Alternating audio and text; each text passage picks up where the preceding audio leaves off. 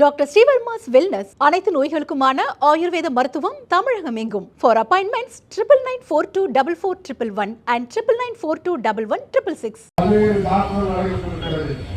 பல ஆயிரக்கணக்கான பேர் கொலை செய்யப்பட்டிருக்கிறார்கள். அது அன்றைக்கு ஆட்சியில் இருக்கக்கூடிய ஆட்சியாளர்களுடைய கையாளாகத்தனமாக இருந்தது.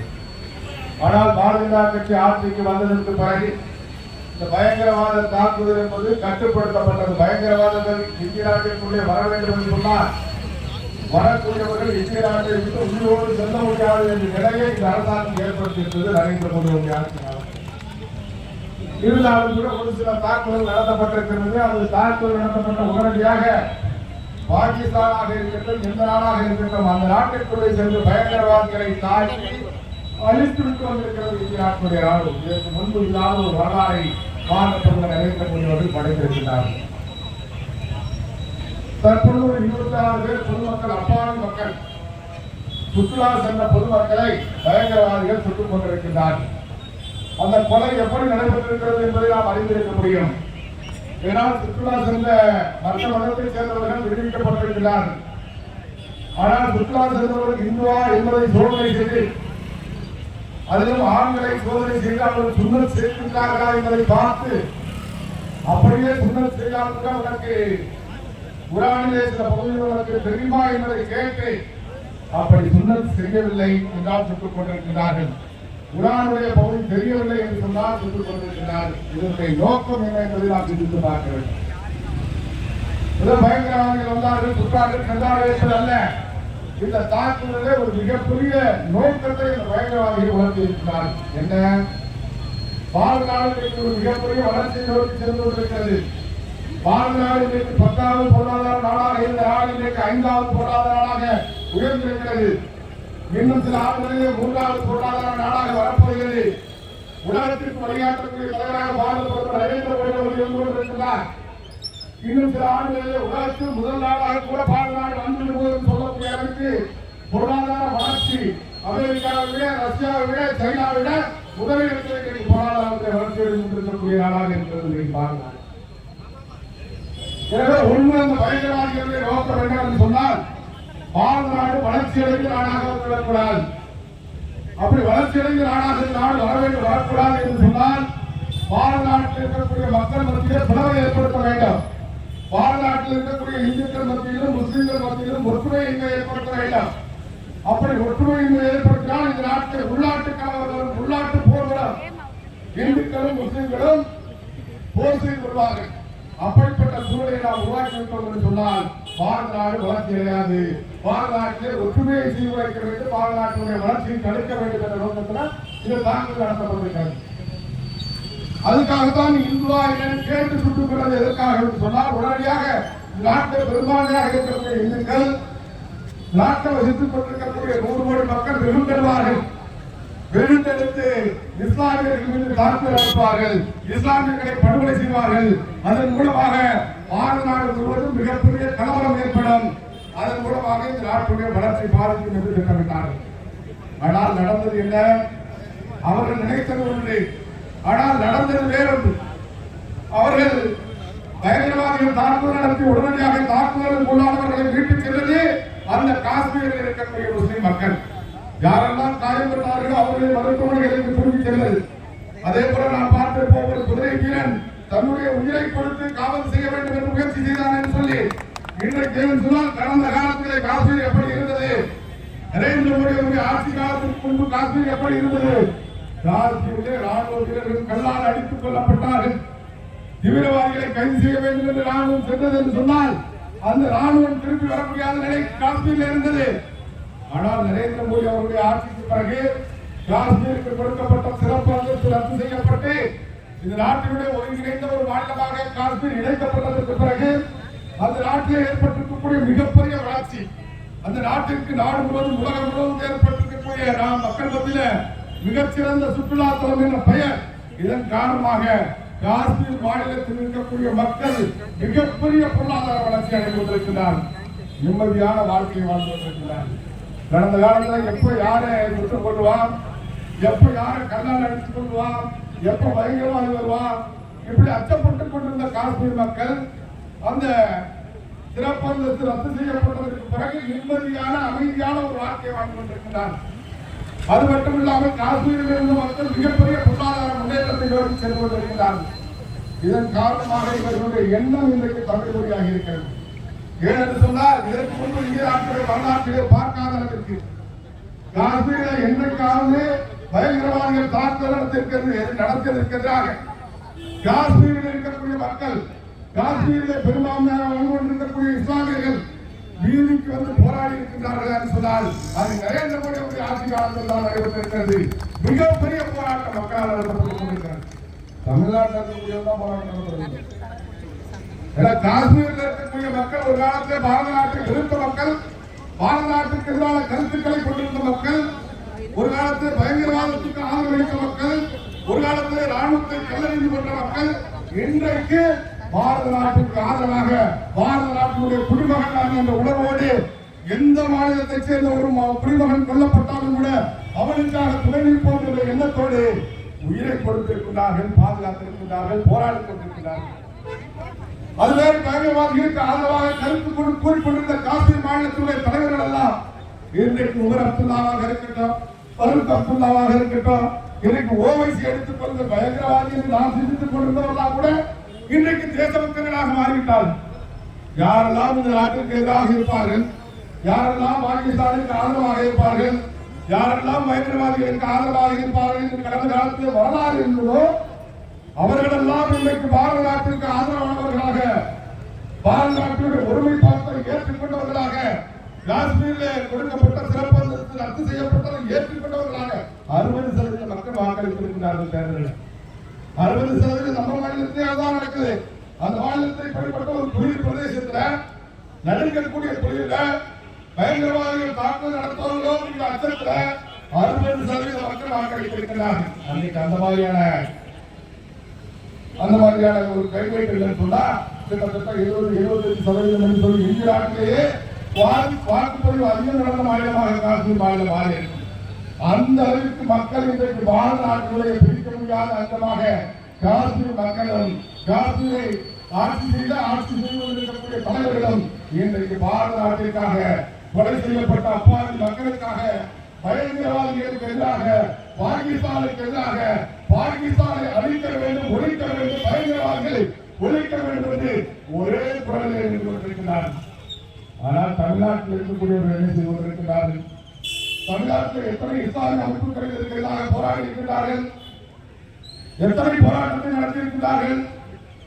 குடியுரிமை திருத்த சட்டம் முன்தான் போராட்டம் நடத்தியவர்களுக்கு இன்றைக்கு பாகிஸ்தானில் இருக்கக்கூடியவர்கள், பங்களாதேஷில் இருக்கக்கூடியவர்கள், இங்கே வந்து குடியேறி இருக்கக்கூடியவர்களை வெளியேற்ற வேண்டும் என்று அரசாங்கம் திட்டமிட்டு செய்து கொண்டிருக்கிறது. நாடு முழுவதும் இருக்கக்கூடிய பாகிஸ்தானியர்கள் உடனடியாக வெளியேற வேண்டும் என்று காலக்கெடு கொடுத்து அதை நிறைவேற்றிக் கொண்டிருக்கிறது அரசாங்கம். இதில் தமிழ்நாடு அரசாங்கம் கவனத்தை கொடுத்துக் கொண்டிருக்கிறார்களா? தமிழ்நாட்டில் இருக்கக்கூடிய திராவிட முன்னேற்ற கழகத்தினுடைய ஆட்சியா அல்லது பாகிஸ்தானியர்களுடைய ஆட்சியா? அந்த பாகிஸ்தானியர்களை வெளியேற்றுவதற்கு அரசாங்கம் என்ன நடவடிக்கை எடுத்திருக்கிறது? இந்த பாகிஸ்தானியர்களை, பங்களாதேசிகளை குடியேற்றத்திற்கு வெளியேற்றுவதற்கு, நாட்டுக்கு வெளியேற்றுவதற்கு எந்த மாதிரியான நடவடிக்கைகள் எடுத்திருக்கிறது? உடனடியாக நடவடிக்கைகளை எடுக்க வேண்டும். அதுக்கு சில பேர் சொல்ற அப்பாவி மக்கள் என்ன பண்ணுவாங்க?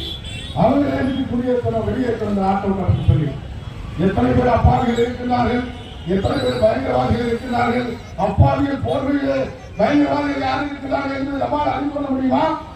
அல்லது இன்னும் அங்கே நடைபெற்ற குண்டுவெடிப்புகள் தமிழகத்தில் நடக்க வேண்டுமா? நம்முடைய மக்கள் உயிர் போக வேண்டுமா? உன்னுடைய குடும்பத்தைச் சேர்ந்தவர்கள் இறந்திருந்தால், காஷ்மீரில் போய் படுகொலை செய்யப்பட்டிருந்தால் இந்த மாதிரியான வார்த்தைகளை சொல்வார்களா? எதற்காக அவர்களை வெளியேற்ற வேண்டும் என்று குரல் கொடுக்கின்றார்கள். பாகிஸ்தானுக்கு செல்லக்கூடிய சிந்து நதியை நிறுத்தப்படுகிறது என்று சொன்னால் எதற்காக நிறுத்த வேண்டும்? பொதுமக்கள் பாதிக்கப்படுவார்கள் என்று குரல் கொடுக்கிறார்கள். சீமான் போன்றவர்கள் தேச துரோகிகளாக நாட்டில் இருக்கக்கூடிய சில அரசியல் அமைப்பை சேர்ந்தவர்கள் தேச துரோகிகளாக, அந்நிய நாட்டினுடைய கைக்குலிகளாக, பயங்கரவாதிகளுக்கு துணை போகக்கூடியவர்களாக மாறிக்கொண்டிருக்கிறார்கள் என்பதை நாம் பார்த்துக் கொண்டிருக்கின்றோம். நம்முடைய மக்கள் கொல்லப்பட்டிருக்கின்ற பொழுது எந்த ஒரு அரசியல் கட்சியாக இருந்தாலும் கூட உமர் அப்துல்லாவுக்கு இருக்கக்கூடிய தேசபக்தி, பரூக் அப்துல்லாவுக்கு இருக்கக்கூடிய தேசபக்தி, ஓவைசிக்கு இருக்கக்கூடிய தேசபக்தி, இந்த திருமாவளவன் அவர்களுக்கும் இந்த சீமான் அவர்களுக்கும் இன்னும் பல பேருக்கு நாட்டில் இருக்கிறதா என்ற கேள்வி நமக்கு ஏற்பட்டிருக்கிறது. பாகிஸ்தான் இருக்கக்கூடிய பொதுமக்கள் என்ன பண்ணுவாங்க?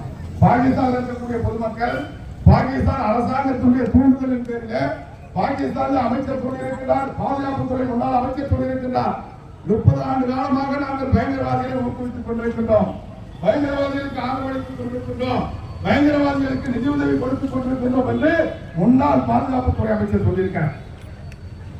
தற்பொழுது இந்த தாக்குதலில் ஈடுபட்டதை பார்த்தது சொன்னால் முன்னாள் பாதுகாப்பு படையிலேயே பாகிஸ்தான் வீரர்களோடு ஈடுபட்டிருக்கிறார். பாகிஸ்தான் ராணுவத்துடைய தூண்டுதலின் பேரில் அவர் ராணுவ பயிற்சி எடுத்ததற்கு பிறகு லஷ்கர்-இ தொய்பா அமைப்புக்கு அனுப்பப்பட்டு அந்த அமைப்பில் இருக்கக்கூடிய சில பேரும் சேர்ந்து இந்தியாவில் இருக்கக்கூடிய இந்துக்களை படுகொலை செய்ய வேண்டும். கொஞ்ச நாளைக்கு முன்னாடி என்ன பேசுறாங்க, பாகிஸ்தானுடைய ஒரே எதிரி இந்துக்களும் இந்தியாவும் தான், இந்துக்களையும் இந்தியாவையும் அழிப்பதுதான் நம்முடைய நோக்கம் என்று சொல்கிறார். அந்த நோக்கத்திலே இந்த தாக்குதல் நடத்தப்பட்டிருக்கிறது. அப்ப பாகிஸ்தான் இருக்கக்கூடிய பொதுமக்கள் போராடினா, அங்க இருக்கக்கூடிய முஸ்லிம்கள் போராடினா, இந்துக்கள் போராடினா, எதுக்காக போய் தாக்குதல் நடத்த இன்னொரு நாட்டில் அப்பாவில படுகொலை பண்றிய அப்படின்னு எங்கேயாவது கண்டனம் தெரிவிச்சிருக்காங்க இருக்கக்கூடிய பொதுமக்கள் நமக்கு இருக்கான். அப்ப நதிநீரை நிறுத்தினா சோத்துக்கு பிச்சை எடுத்தா இப்பயே பிச்சை எடுத்துதான் இப்பயே உலக நாடு கூட பிச்சை எடுக்கிறான். உலக நாடு கூட பஞ்சாயத்து போடுறாங்க, இந்தியா பேசுங்க சமரசமா போவோம் அப்படின்னு உலக நாடு கூட போய் தெரிஞ்சு காலில் விழுறான். அப்படிப்பட்ட ஒரு நாடு தொடர்ச்சியாக இந்தியாவுக்கு நிம்மதியை விளக்கிக் கொண்டிருக்கிறார்கள். இந்திய நாட்டு மக்களுடைய நிம்மதியை, இந்திய நாட்டுடைய அரசாங்கத்தினுடைய நிம்மதியை, இந்திய நாட்டில் வாழ்ந்து கொண்டிருக்கக்கூடிய பாதுகாப்பு துறையினுடைய நிம்மதியை வளர்த்துக் கொண்டிருக்கிறார். எனவே முடிவை கட்ட வேண்டும். இது சமரசம் கற்கிடவில்லை. நம்முடைய வெளியுறவு அமைச்சர் சொல்லியிருக்கிறார், எங்களுக்கு தூதுவர்கள் தேவையில்லை, கூட்டாளிகள் தான் தேவை என்று. தூதுவர்கள் சமாதான தூதுவர்கள் அதே மாதிரி வார்த்தையை சொல்லியிருந்தார். அதனால எங்களுக்கு சமரசம் பேசுறதுக்கு எவனும் தேவையில்லை. எங்களோடு சேர்ந்து பாகிஸ்தானை அழிப்பதற்கு தயாராக இருந்தால் வா, எங்களோடு சேர்ந்து ஒரு தீவிரவாதி கூட இருக்க முடியாத இந்த உலகத்திலே நிலையை ஏற்படுத்துவதற்கு தயாராக இருந்தால் வா, இதைதான் நீ ஒதுங்கிக் கொள்கிற அரசாங்கம் சொல்வது. ஏன்னா இதுக்கு முறை சர்ஜிக்கல் ஸ்ட்ரைக் நடத்தணும். நம்முடைய ராணுவ வீரர்கள் கொல்லப்பட்ட பொழுது, ஆனா அந்த சர்ஜிக்கல் ஸ்ட்ரைக் ஒரு குறிப்பிட்ட தீவிரவாதிகள் அளிக்கக்கூடியதாக மட்டுமே இருந்தது. ஆனால் இன்றைக்கு நம்முடைய பிரதமர் செய்து கொண்டிருக்கக்கூடிய விஷயம் என்பது ஒவ்வொன்றாக வீரமும் வேண்டும், விவேகமும் வேண்டும் என்கின்ற அடிப்படையில் வீரம் மட்டும் இருந்தா என்ன ஆகும்?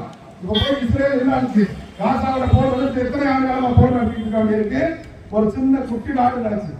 அதே மாதிரி ரஷ்யா உக்ரைன் மீது போர் நடத்தார்கள், எத்தனை ஆண்டு காலமாக போர் நடத்தி கொண்டிருக்கிறார்கள். ஆனால் நாம் போர் நடத்தினோம் என்று சொன்னால் உடனடியாக பாகிஸ்தானை சோழ முடியும். பாகிஸ்தான் என்ற நாடு இருக்கக்கூடாது, பயங்கரவாதிகள் என்ற பேச்சை இருக்கக்கூடாது. அப்படி நம்முடைய பிரதமர் நரேந்திர மோடி சிந்திக்கிறாங்க. ஏன்னா இன்னைக்கு உலகம் பூரா தலைவராக பார்க்கக்கூடிய ஒரு தலைவர் நம்முடைய பிரதமர் நரேந்திர மோடி. அதனால ரஷ்யா சிந்தித்ததை விட பல மடங்கு விவேகத்தின் அடிப்படையில, அதே மாதிரி இஸ்ரேல் சிந்தித்ததை விட பல மடங்கு விவேகத்தின் அடிப்படையில பாரத நாடு போர் நிறுத்தம் என்று சொன்னால் நீண்ட நாட்கள் அந்த போர் தேவைப்படாது. உடனடியாக பாகிஸ்தான் அழிக்கப்படும், ஒழிக்கப்படும், பயங்கரவாதிகள் ஒழிக்கப்படுவார்கள் என்ற நிலையை ஏற்படுத்துவதற்கான முயற்சியிலே பாரத பிரதமர் நரேந்திர மோடி ஈடுபட்டுக் கொண்டிருக்கிறார்.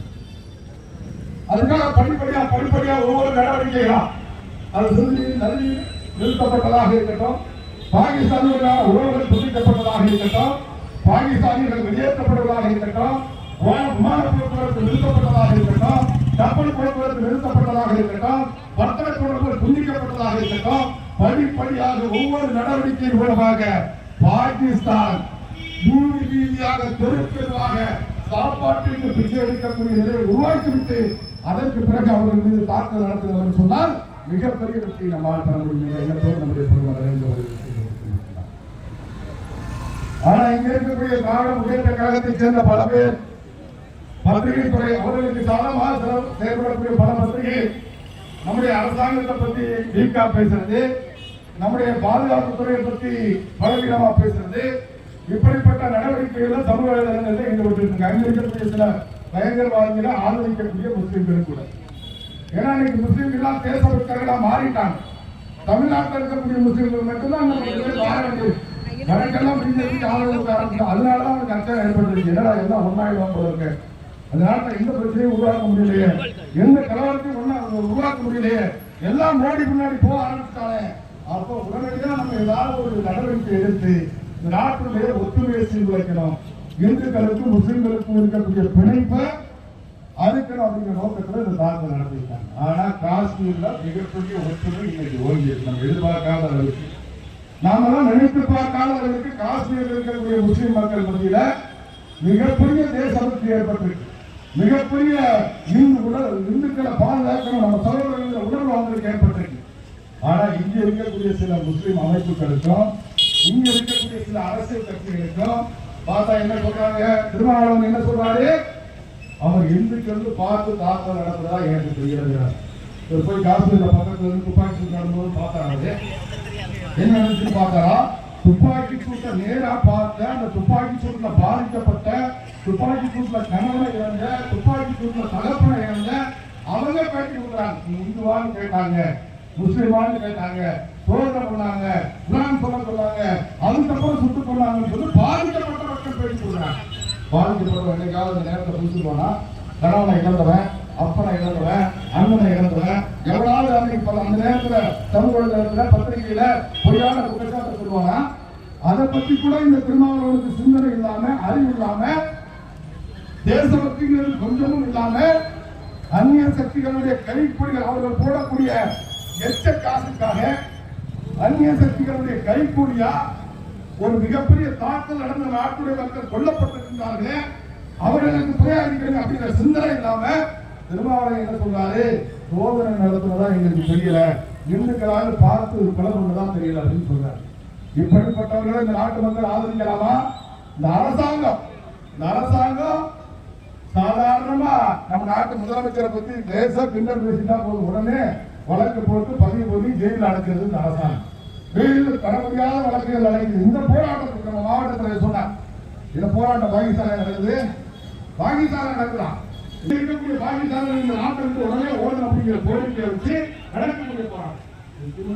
போராட்டம் அது நீ பண்ண ஊழலுக்கு எதிரான போராட்டமா, இன்னும் பொருள் அரசியல் போராட்டம் பண்ணுமா, இந்த நாட்டில் நடக்கக்கூடிய படுகொலைகளுக்கு சட்டம் சீர்கேட்டு போட்டு அதை எதிர்த்து போராட்டம் பண்ணுமா, எதை எதிர்த்து போராட்டம் பண்றோம், பயங்கரவாதிகளை எதிர்த்து பாகிஸ்தானை எதிர்த்து போராட்டம் பண்றோம்.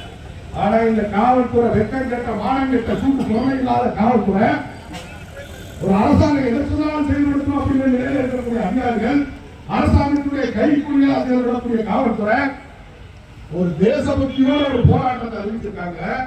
எல்லா கட்சிக்காரரும் போராடி இருக்கணும், எல்லா கட்சிக்காரரும், எல்லா மதத்தை சேர்ந்தவரும், எல்லா அமைப்பை சேர்ந்தவரும் போராட்டத்தில் இறங்கி இருக்கணும். ஆனா பிஜேபி தான் போராடணும். இதுக்கு பயங்கரவாதிகள் தாக்குதல் நடத்தினாலும், பொதுமக்களை கொலை பண்ணாலும், பாகிஸ்தானோட போர் ஏற்பட்டாலும் அதுக்கு பிஜேபி தான் மக்களுக்கு சம்பந்தம் இல்லை. இதெல்லாம் எப்படி நிம்மதியாக இருக்கா, அந்த நாள் நல்லா இருந்தாலும் நிம்மதியா இருக்கா. ஆனா இந்த மாதிரியான சூழ்நிலையில கூட தேசபக்தி இல்லாம இந்த மாதிரி திருமாவளவன் போன்றவர்கள் இந்த மாதிரியான பேச்சு, போர் தொடுக்கக்கூடாதுங்கிற பேச்சு, சீமான் போன்றவர்கள் நதி நீரில் நிறுத்தக்கூடாதுங்கிற பேச்சு, இப்படிப்பட்ட பேச்சு பேசப்படக்கூடியவர்கள் மீது காவல்துறையோ அரசாங்கமோ நடவடிக்கை எடுக்கிறாங்க. இந்த மாதிரி ஆர்ப்பாட்டத்துக்கு அனுமதி இருக்கிறது. இந்த மாதிரி ஆர்ப்பாட்டம் வழக்கு போடுறது, அப்புறம் வழக்கு பதிவு பண்ணி கோர்ட்டுக்கு அலைய போடுறது, யாராவது இளைஞர்கள் கலந்துட்டாங்கன்னா வெளிநாடுகளுக்கு போய் தொழில் போனது சம்பாதிக்கலாம் முடியாத நிலையை ஏற்படுத்துறது, அரசாங்கத்துக்கு எதிராக கருத்து சொல்லக்கூடாது அடக்குமுறை இந்த அரசாங்கம் அனுமதி இல்லை. அப்புறம் ஒரு பிரச்சனை புரியான்னு சொன்னா பிரச்சனைக்கு அனுமதி இல்லை அப்படிங்கிற போர்டு வைக்க போறாங்க மாவட்டத்தில்.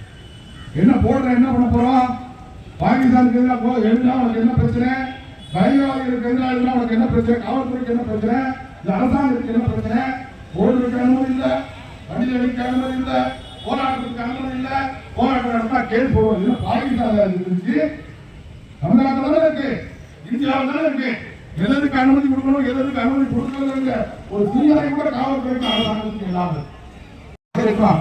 அது பாகிஸ்தானாக இருந்தாலும் சரி, அது துருக்கியாக அவர்களுக்கு ஆதரவளிக்கக்கூடிய துருக்கியாக இருந்தாலும் சரி, வங்கதேசமாக இருந்தாலும் சரி, அவர்களுக்கு அந்த நாட்டை பற்றுக் கொடுப்பதற்கு நன்றிக்கடனாக அங்கிருக்கக்கூடியவர்கள் என்ன பேசுகிறார்கள், வங்காளதேசத்தில் சேர்ந்தவர்கள் 7 மாநிலங்களை இந்திய நாட்டுடைய மாநிலங்களை நாங்கள் ஆக்கிரமித்துக் கொள்வோம் என்கிறார்கள்.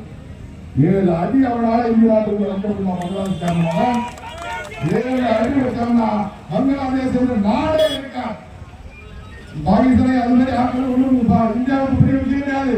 கடந்த காலத்தில் இருந்த ராணுவ பலத்தை வைத்து, கடந்த காலத்தில் இருந்த ஆயுத பலத்தை வைத்து கடந்த காலத்தில் இருந்த பொருளாதார குணத்தை வைத்து, கடந்த காலத்தில் இருந்த உலக நட்புகளை வைத்து பாகிஸ்தானை தோற்கடித்திருக்கிறார். அன்னைக்கு எப்படி இருந்துச்சு பொருளாதாரம், அன்னைக்கு எப்படி இருந்துச்சு ராணுவ பலம், அன்னைக்கு எப்படி இருந்துச்சு ஆயுத பலம், அன்னைக்கு எப்படி இருந்துச்சு வெளியுறவு கொள்கை, இன்னைக்கு எப்படி இருக்குன்னு நீங்க யோசிச்சு பாருங்க. இன்னைக்கு வெளியுறவு கொள்கை மூலமாக நம்முடைய பிரதமர் நரேந்திர மோடி அவர்கள் இன்னைக்கு உலக நாடுகள் கூடாவும் இன்னைக்கு பாரத பிரதமர் நரேந்திர மோடி அவர்கள் எடுக்கக்கூடிய நடவடிக்கைக்கு புரிந்திருப்பதற்கு தயாராக இருக்கிறார். அது அமெரிக்காவாக இருக்கட்டும், ஒரு காலத்தில் பாகிஸ்தானுக்கு துணையாக இருந்த அமெரிக்காவாக இருக்கட்டும், என்றைக்கு நமக்கு துணையாக இருக்கக்கூடிய ரஷ்யாவாக இருக்கட்டும், இஸ்ரேலாக இருக்கட்டும், பிரான்ஸாக இருக்கட்டும், ஜப்பானாக இருக்கட்டும், இன்றைக்கு உலகத்தில் இருக்கக்கூடிய எத்தனையோ நாடுகள் அரபு நாடுகளாக இருக்கு. அத்தனை நாடுகள் கூட இஸ்லாமிய நாடுகள் என்று சொல்லக்கூடிய நாடுகள் கூட இந்த பயங்கரவாதம் அழிக்கப்பட வேண்டும், ஒழிக்கப்பட வேண்டும், பயங்கரவாதத்துக்கு எதிரான நடவடிக்கைகளை இந்திய அரசாங்கம் நம்முடைய பிரதமர் நரேந்திர மோடி அவர்கள் எடுக்கக்கூடிய நடவடிக்கைகளுக்கு துணையாக இருப்பதற்கு அவர்கள் மூலிகைக்கு தயாராக இருக்கிறார்கள். தமிழ்நாட்டில் இருக்கக்கூடிய சில அரசியல் உலக நாடு கூட தயாரா இருக்கு. காஷ்மீர்ல பயங்கரவாதிகளுக்கு ஆதரவாக இருந்தவர்கள் கூட இன்னைக்கு நம்மளோட இருக்கா. ஆனால் தமிழ்நாட்டில் இருக்கக்கூடிய சில அரசியல் பொலிட்டிக்கல் மக்கள் இன்றைக்கும் பாகிஸ்தான் காரணமாக சிந்தனையை கொண்டிருக்கிறார்கள். நம்முடைய இந்த பார்ப்பாட்டத்துடைய கோரிக்கை என்னவென்று சொன்னால், பயங்கரவாதிகள் அழிக்கப்படுவார்கள், அதை மாற்ற முடியாது. அதில் அவருக்கு கோரிக்கை கிடையாது. நம்முடைய பிரதமர் நரேந்திர மோடி அவர்கள் அளவிற்கு திறம்பட செயல்படக்கூடிய ஒரு தலைவன் உலகத்திலே கிடையாது. நம்முடைய மக்கள் கொல்லப்பட்டதை பார்த்துக் கொண்டிருக்கக்கூடிய அரசாங்கமாக கடந்த காலத்தில் இருந்த காங்கிரஸ் இருக்கக்கூடிய அரசாங்கத்தை போல நம்முடைய அரசாங்கம் இருக்காது. இந்த முறை நடத்தக்கூடிய தாக்குதல் என்பது தீவிரவாதிகளை அழிக்கக்கூடிய தாக்குதலாக மட்டும் இருக்காது. தீவிரவாதத்தை ஒழிக்கக்கூடிய தாக்குதலாக, தீவிரவாதம் என்ற சிந்தனையை எவனுக்கும் வராத ஒரு சூழ்நிலையை ஏற்படுத்தக்கூடிய தாக்குதலாக, தீவிரவாதத்திற்கு ஆதரவளிக்க வேண்டும் என்ற சிந்தனையை எந்த நாட்டிற்கும் வரக்கூடாது என்ற சிந்தனையை ஏற்படுத்தக்கூடிய தாக்குதலாக இருக்கும் என்ற நம்பிக்கை நமக்கு இருக்கிறது. எந்த மாற்றம் நிச்சயமாக இன்னும் ஒரு முறை இந்திய நாட்டின் மீது தீவிரவாத தாக்குதல் நடத்துவதற்கு அது பாகிஸ்தானை சேர்ந்தவர்களாக இருந்தாலும் சரி, துருக்கியை சேர்ந்தவர்களாக இருந்தாலும் சரி, வங்கதேசத்தை சேர்ந்தவர்களாக இருந்தாலும் சரி, நினைத்து கூட பார்க்க முடியாது, கற்பனையில கூட நினைக்க முடியாது. அப்படிப்பட்ட அழிவை பயங்கரவாதிகளும் தீவிரவாதிகளும் பாகிஸ்தானுடைய ஆதரவாளர்கள் சந்திக்கப் போகிறார்கள். அந்த எதிர்விதமான மாற்றம் ஏன்னா சுண்ணத்து முறையில பார்த்து நேரா சொல்லாதான் சொல்லலாம். அவன் மேல இருந்து அநாயக தாக்குதல் நடத்துன்னு சொல்றாங்க. அநாயக தாக்குதல் நடத்தா நீ சுண்ணத்து முறையா பண்ணலையா? நீ யாரு, முஸ்லிமா, இந்துவா, இல்ல நீ சீமா கட்சியா, இல்ல நீ திருமாவளவன் கட்சியா, இல்ல நீ சுந்தரவல்லியா, ஏதாவது பார்த்தா உங்க கொடுக்கலாம். மேல இருந்து அநாயக தாக்குதல் நடத்தும் போது சூறாக்கள் தெரிவிக்கிறார். அவன் தாக்குதல் நடத்த முடியாது. அதுவே அவனுடைய தாக்குதலை தடுத்து நிறுத்துவதற்கான எந்த ஆயுதத்தை பயன்படுத்தினாலும் கூட அந்த ஆயுதத்தை வழியிலேயே தடுத்து நிறுத்தி அழிப்பதற்கான அத்தனை ஆயுதங்களையும் பெற்றிருக்கக்கூடிய நாடு பாதுகாப்பு. ஒரு காலத்துல நீங்க ராணுவம் பணம் தாக்கிய என்ன அமரன்பா, அதாவது இறந்ததுக்கு என்ன காரணம்? அவர் போட்டிருக்கக்கூடிய புல்லட் ப்ரூஃப் ஜாக்கெட் வந்து டூப்ளிகேட்டா ஊழல் நடந்ததுனால அந்த புல்லட் ப்ரூஃப் ஜாக்கெட்டை மீறி போய் துப்பாக்கி போட்டு பாய்ந்து அவர் இறக்குறாரு. ஆனா இன்னைக்கு இருக்கக்கூடிய அரசாங்கம் அப்படியா? அப்படிப்பட்ட கொழுந்து நடந்தது. அன்னைக்கு லஞ்சம் இருக்கா, ஊழல் இருக்கா? அது மட்டுமில்லை, இன்னைக்கு பாதுகாப்புத்துறை என்பது நவீனப்படுத்தப்பட்டிருக்கிறது. அமெரிக்காவிற்கு இணையாக சைனாவை வீழ்த்தக்கூடிய, சைனாவை அடித்து விரட்டிருக்கோம். விமானம் கேட்கிற சின்ன நாடு பாகிஸ்தான் அனுப்பிய சைனாவை, சைனா வந்து என் மக்களை கொண்டாலும் சைனா அனுப்பி என் மக்களை சைனாக்கார வந்து கை வச்சு பார்க்க சொல்லி, அப்பாவி மக்கள் மேல சுட்டு கொள்ள சொல்லி, சைனாவின் போல இருப்போம், இருப்பன் சாவ அளவுக்கு சொல்லுங்க. ஆனா உலக நாடுகள் நம்ம மக்கள், உலக நாடு நம்ம பக்கம் இருக்கு. சைனாவே நினைச்சாலும் இன்னைக்கு இந்தியா ஒன்றும் பண்ண முடியாது. பாகிஸ்தான் சுண்டக்க நாடு, ஒரு காலத்துக்கு முடிச்சா இந்த நாடு காலையில். அப்படிப்பட்ட கேவலமான ஒரு நாடு. இந்த நாட்டின் மீது போர் இருப்போம், இந்த நாட்டின் மீது அணுகாயுதத்தை உபயோகிப்போம், இந்த நாட்டில் பயங்கரவாத தாக்குதல்கள் நடக்கும் சொன்னா பாரத்திற்கு வேடிக்கை பார்த்துக்கிறது. மத்தியில் இருக்கக்கூடிய அரசாங்கம் என்பது பேடிகளுடைய அரசாங்கம் கிடையாது. இன்றைக்கு இருக்கக்கூடிய அரசாங்கம் சிங்கங்களுடைய அரசாங்கம். ஒரு சிங்கம் கிடையாது, நரேந்திர மோடி மட்டும் சிங்கம் கிடையாது. அவர்கிட்ட இருக்கக்கூடிய வெளியுறவுத்துறை அமைச்சர் சிங்கம் தான், அவர்கிட்ட இருக்கக்கூடிய பாதுகாப்புத்துறை அமைச்சர் சிங்கம் தான், அவர்கிட்ட இருக்கக்கூடிய உள்துறை அமைச்சர் சிங்கம் தான், அவர்கிட்ட இருக்கக்கூடிய நிதியமைச்சர் சிங்கம் தான். யாரெல்லாம் முக்கியமான துறைகளிலே பணியாற்றி கொண்டிருக்கிறார்களோ அத்தனை சிங்கமாக ஆட்சி நடத்தி கொண்டிருக்கக்கூடிய தலைவர்கள் இருக்கக்கூடிய ஆட்சி. இந்த ஆட்சி நிச்சயமாக நம்முடைய மிக முக்கியமான கோரிக்கை என்னன்னு சொன்னால், இந்த தமிழக அரசாங்கம் பாகிஸ்தானுக்கு துணை போவதை கைவிட்டுவிட்டு, பாகிஸ்தானுடைய ஆதரவாளர்களை ஆதரிப்பதை கைவிட்டுவிட்டு உடனடியாக பாகிஸ்தானியர்களை நாட்டிற்கு வெளியேற்ற வேண்டும்.